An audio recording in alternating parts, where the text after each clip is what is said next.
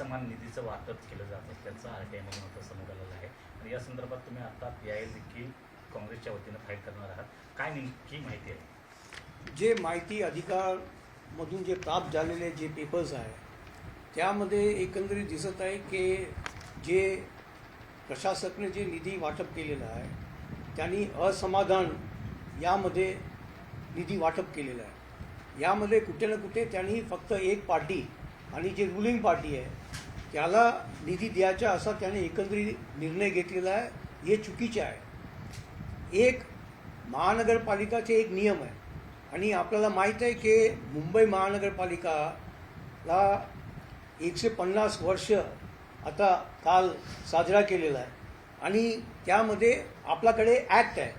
या ॲक्टमध्ये कुठेही असं म्हटले नाही आहे की आपण आमदारला यांनी माजी नगरसेवकला कोणालाही आपण निधी देऊ शकत आहे. पण निधीचं वाटप झालेलं आहे. 650 कोटी रुपया तुम्ही निधीचे वाटप केलेलं आहे आणि या लिस्टमध्ये बघा सगळे जे आहे रुलिंग पार्टीचे आमदार आहे आणि हे कुठे ना कुठे दुजाभाव आहे. मुंबईमध्ये तुम्ही जेव्हा निधी वाटप करत आहे आणि एक आश्चर्याची बाब आहे की माजी नगरसेवकला दिलेला आहे. आता 227 जेव्हा आपण एकंदरीत बघितलं 100 लोकाला त्याचे आमदार आहे, 100 लोकांचे जे माजी नगरसेवक आहे त्याला तुम्ही निधी वाटप केलेला आहे आणि बाकीचे 127 लोकांना तुम्ही निधी दिले नाही.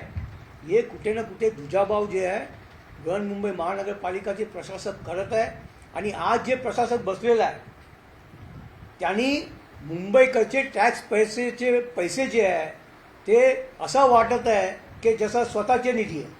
ते कुठे ना कुठे मुंबईकडचे पैशाचे लूट मोठ्या प्रमाणावर यामध्ये चाललेलं आहे. एकंदरीत असं आहे की जेव्हा या सगळे बाबी जेव्हा आमच्या मुंबई काँग्रेसच्या आदरणीय अध्यक्ष जे चर्चा झालेली आहे एक निर्णय घेतलेला आहे की यामध्ये PIL हायकोर्टमध्ये फाईल करायच्या आणि प्रशासकचा जे कारोबार आहे हे प्रशासकाचे कारोबार जे चाललेला आहे हे निंदनीय आहे.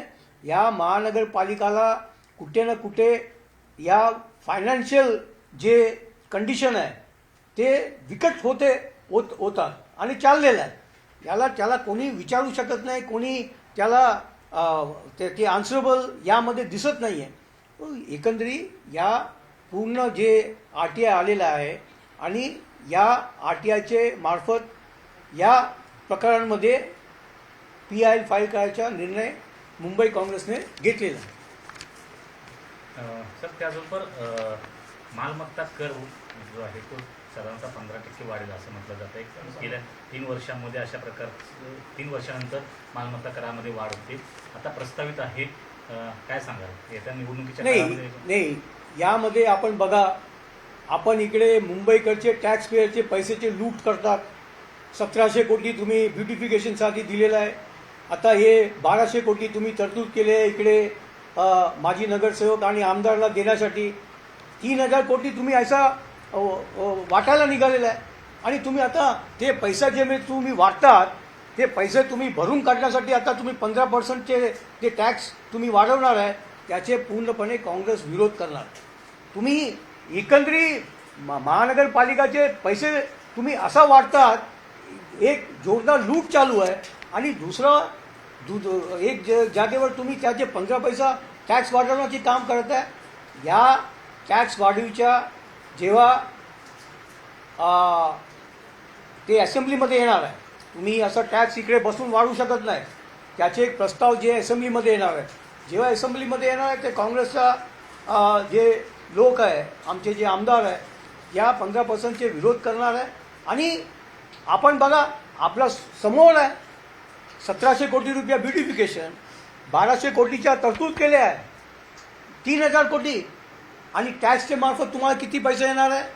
टॅक्स तरी तुम्ही वाढवणार आहे 3-3.5 कोटी येणार आहे. ते एकंदरीत हे पैसा जे तुम्ही वाटलेला आहे ते रिकवर करण्यासाठी तुम्ही हे 15% टॅक्स लावतात. याच्या पूर्णपणे काँग्रेस विरोध करणार. हो गया?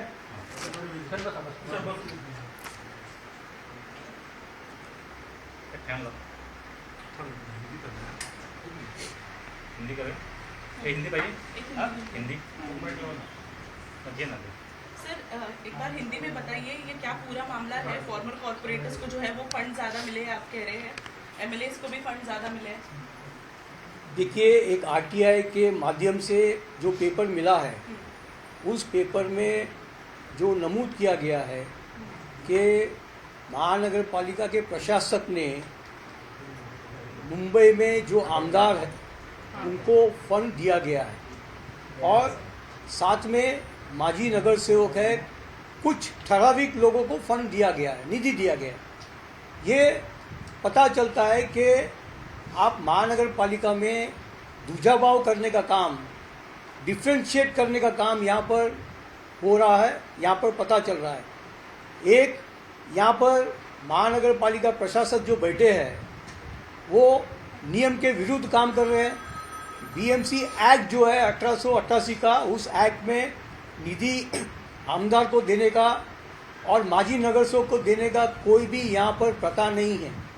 लेकिन उस प्रथा से हटकर जिस तरीके से प्रशासक मुंबईकर का पैसा का जो बांटने का काम कर रहा है और जो बांटने का काम कर रहा है, और उसी तरीके से ये भी कर रहा है कि आप एक जगह पर आप पैसा बांट रहे हैं और मुंबईकर के टैक्स पेयर पैसे हैं, और दूसरी तरफ आप 15% प्रॉपर्टी टैक्स को बढ़ाने का काम कर रहे हैं.